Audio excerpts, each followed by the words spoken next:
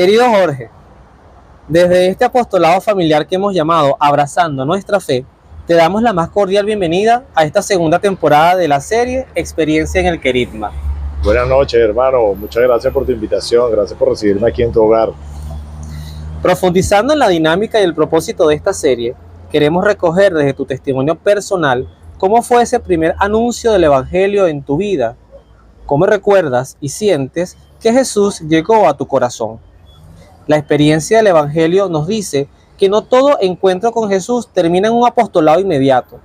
Encuentros como el del joven rico, Pilatos, Herodes, Caifás y el mismo Judas Iscariote fueron de profunda indiferencia, miedo, burla, odio y traición.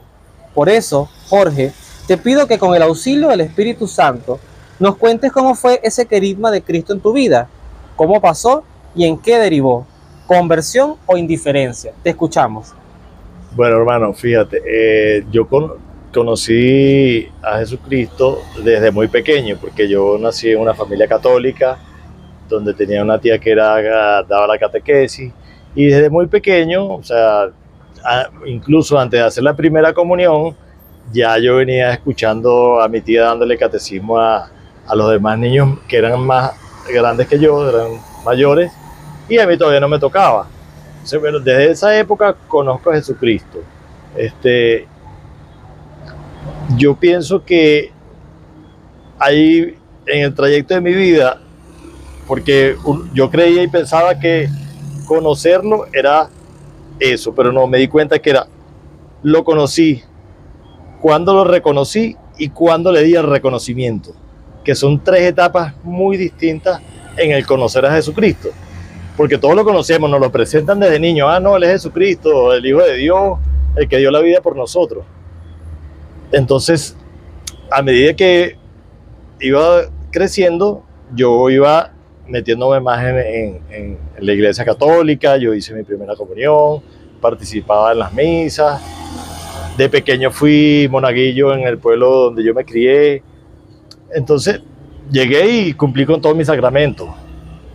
Bautizo, confirmación, primera comunión, matrimonio, con todos mis sacramentos cumplí, pero no lo había reconocido hasta que me llegó una etapa muy fuerte de mi vida donde Él me concedió el milagro que me di cuenta, porque Él toda la vida me venía bendiciendo y me venía dando milagros y milagros y milagritos y micromilagros y milagrotes, y no lo reconocía. Yo pensaba que era que yo tenía suerte, que eran cosas mías, y resulta que todo venía de Él. Hasta en ese momento, que fue una etapa crucial en mi vida, donde tuve unas experiencias muy dolorosas, que fue que vine a darme cuenta y a reconocer que era Jesucristo, que todo venía de Él y que todo era Él.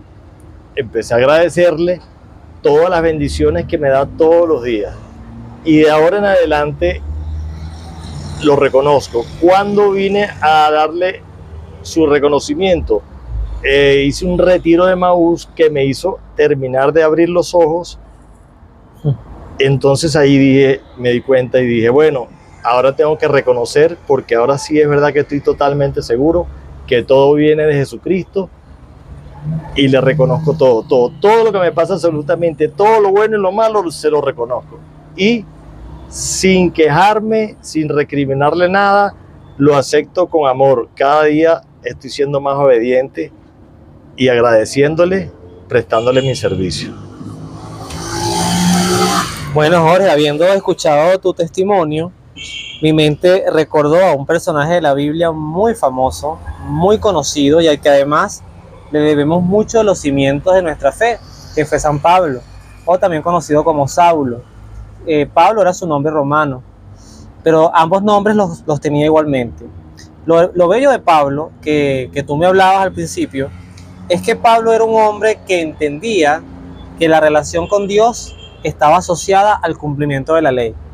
Para muchos de nosotros los cristianos, la relación con Dios es ir a misa, cumplir con los sacramentos, y ser buenas personas y no hacerle daño a nadie.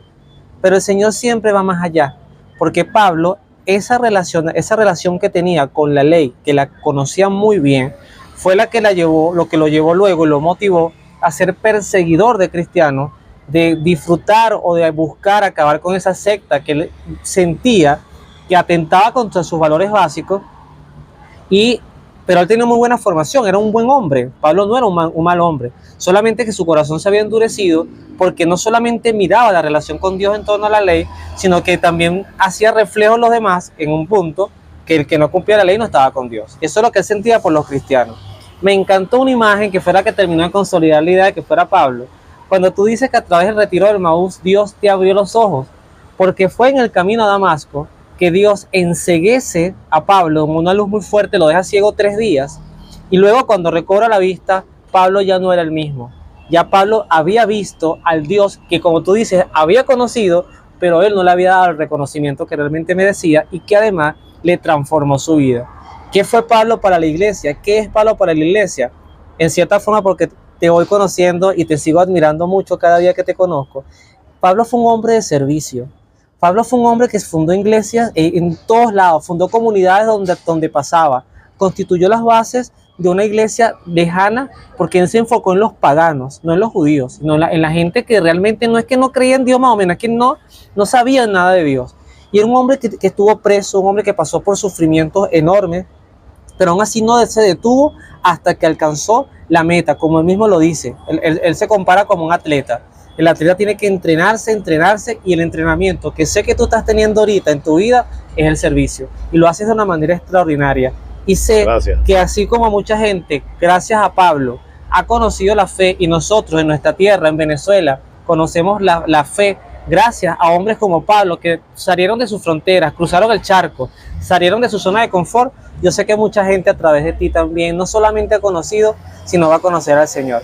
Así que gracias, Jorge, por tu testimonio, y que Pablo sea tu guía, que sea el recuerdo de esta experiencia y que sea un hombre con el cual te compenetres en la historia, porque es un hombre maravilloso que te va a ayudar mucho a mantenerte firme en la fe. Gracias por presentarme a Pablo, que no lo conocía, ni sabía de Pablo, y ahora, bueno, voy a seguir su ejemplo. Bueno, que Dios te bendiga, Jorge. Nos vemos en la oración. Amén.